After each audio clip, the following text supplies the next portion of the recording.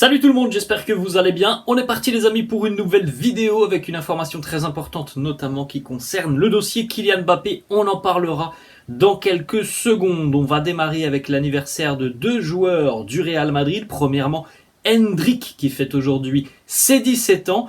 Endrick qui fête ses 17 ans, ça veut dire que dans un an, Endrick arrivera du côté du Real Madrid, puisque le Real l'a signé il y a quelques mois maintenant, avec l'opportunité qu'il puisse arriver en Espagne à sa majorité, donc à 18 ans, donc encore un an pour Endrick à se perfectionner du côté du Brésil. Ça va bien depuis quelques semaines pour le jeune espoir brésilien qui se montre décisif assez régulièrement avec son club de Palmeiras, donc encore une saison à profiter au plus haut niveau pour, on l'espère, arriver avec de grandes ambitions du côté du Real dans un an. On continue aussi avec l'anniversaire d'un joueur important du schéma et du dispositif de Carlo Ancelotti. Il a rayonné tout au long de la saison qui vient de se terminer.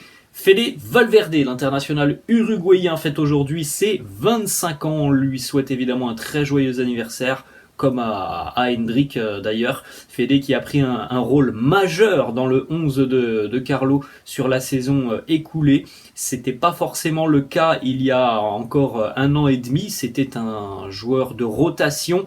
On peut le dire, cette année, il est bien plus qu'un joueur de rotation.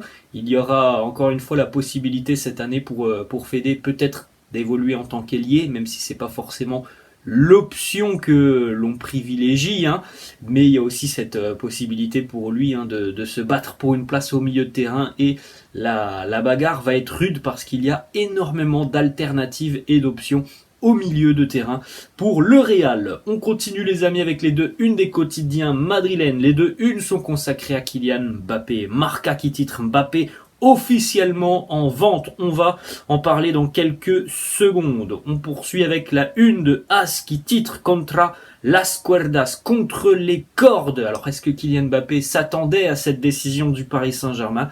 On n'a pas la réponse. En tout cas, le PSG hier dans la soirée a décidé d'écarter du stage de pré-saison Kylian Mbappé. Le PSG va prendre la direction du Japon et de la Corée du Sud là pour quelques jours avec certains matchs amicaux. Kylian Mbappé ne fera pas partie du groupe qui va donc voyager du côté de l'Asie. Du côté du Paris Saint-Germain, c'est évidemment un nouveau coup de pression mis à l'attaquant français qui n'a toujours manifesté aucun signe d'une quelconque envie de prolonger son contrat avec le Paris Saint-Germain, malgré les déclarations de Nasser Al-Khelaifi il y a quelques jours, et malgré de toute façon tout ce que l'on sait depuis quelques semaines. On n'a eu aucun signe de la part de Mbappé de vouloir prolonger avec le PSG, et aucun signe qu'il ait aussi envie de changer sa position, c'est-à-dire de quitter le club cet été. Kylian, lui, souhaite rester une année supplémentaire au PSG, donc jusqu'en 2024, date de la fin de son contrat, chose qui ne plaît pas au Paris Saint-Germain. C'est inenvisageable du côté du PSG que Kylian parte gratuitement l'année prochaine. De plus, le Paris Saint-Germain est persuadé que Kylian Mbappé a déjà un accord avec le Real Madrid pour arriver gratuitement l'année prochaine. Donc le PSG va faire tout son possible cet été pour essayer de vendre l'attaquant français du côté du Paris Saint-Germain. On n'exclut pas non plus la possibilité que Kylian ne touche plus le ballon avec l'équipe première, tout simplement, jusqu'à ce qu'une décision claire soit prise. Donc à l'heure actuelle, Mbappé ne voyagera pas avec le groupe parisien pour cette tournée du côté de l'Asie. Il va s'entraîner avec les lofters entre guillemets, donc ce sont les joueurs qui sont en instance de départ, par exemple Julian Draxler. Il y en a d'autres du côté de Paris sur lesquels on ne compte pas forcément, et tant que la situation ne sera pas plus claire, Kylian sera donc écarté du groupe professionnel du Paris Saint-Germain, et potentiellement aussi pourrait rater peut-être les premiers matchs officiels du PSG début du mois d'août. Donc voilà, la situation est toujours très tendue entre le PSG et Kylian Mbappé, et on peut donc le dire officiellement, oui, Kylian Mbappé est en vente. Tous les clubs intéressés par le français vont pouvoir maintenant se rapprocher du Paris Saint-Germain et à partir du 1er août, voilà, les négociations seront officiellement ouvertes, même si évidemment on sait qu'il y a déjà pas mal de clubs qui sont à l'affût sur ce dossier Mbappé. La page est terminée, on continue avec quelques photos de la séance d'entraînement de la veille pour les Merengues qui sont toujours du côté de Los Angeles, puisqu'on le rappelle que le premier match amical aura lieu dans la nuit de dimanche à lundi. Bon, c'est un peu dommage, j'aurais préféré que ce soit dans la nuit de samedi à dimanche, ça sera dans la nuit de dimanche à lundi, je crois que c'est 4h du matin. Lundi, le Real affrontera donc l'AC Milan. Voilà quelques petites photos de la séance d'entraînement avec une partie du groupe. Photo aussi très impressionnante de Fran Garcia, on avait déjà vu ça. Il y a une dizaine de jours, la musculature impressionnante de Fran Garcia. Il a une musculature au niveau des cuisses et des mollets qui est assez phénoménale.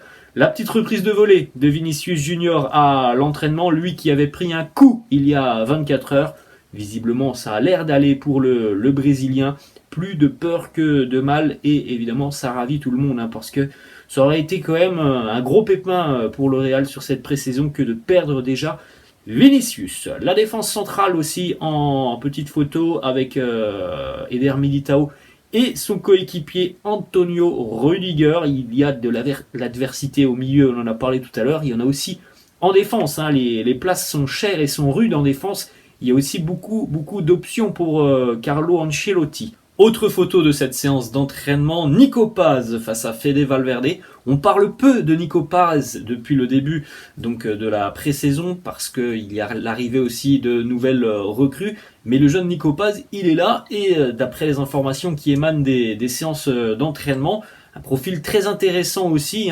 Donc à faire à suivre, ça peut être pourquoi pas une option aussi cette saison, même si il est évident que ça semble compliqué, mais voilà, le fait déjà de l'inclure dans cette pré-saison quand d'autres joueurs de la Castilla n'ont pas été inclus, c'est aussi un signe qui prouve que le Real comptera vraisemblablement sur lui à l'avenir. Petite photo aussi de Jude Bellingham hier à l'entraînement avec cette information aussi assez surprenante. Jude Bellingham a joué numéro 9 hier à l'entraînement.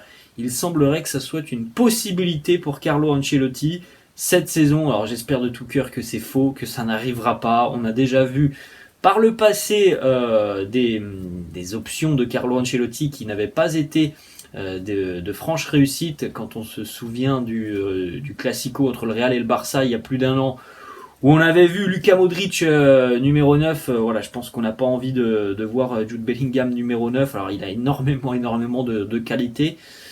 Voilà, je pense que ça peut être un 10, ça, il n'y a aucun souci là-dessus.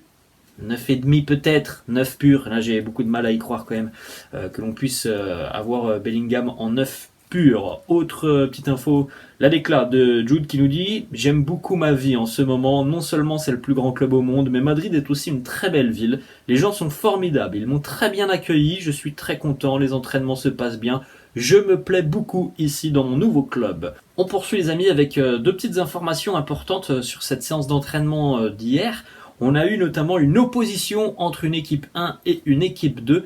Et vous avez juste à côté de moi notamment donc, les compositions qui nous intéressent, donc des équipes 1 et 2, au milieu de terrain pour l'équipe 1. Donc tout ça c'est sous la forme d'un milieu de terrain en losange. Camavinga pointe basse, Valverde Modric au milieu, Bellingham numéro 10 et Brahim Diaz et Rodrigo en numéro 9. L'équipe 2, on retrouvait Tchouaméni pointe basse, Nico Paz et Kroos milieu de terrain, Arda Güler numéro 10, Rossellou et Vinicius. Si vous voulez faire un petit arrêt sur image aussi juste à côté de moi pour découvrir le 11 dans son intégralité, n'hésitez pas à retrouver tout ça, c'est juste à côté de moi.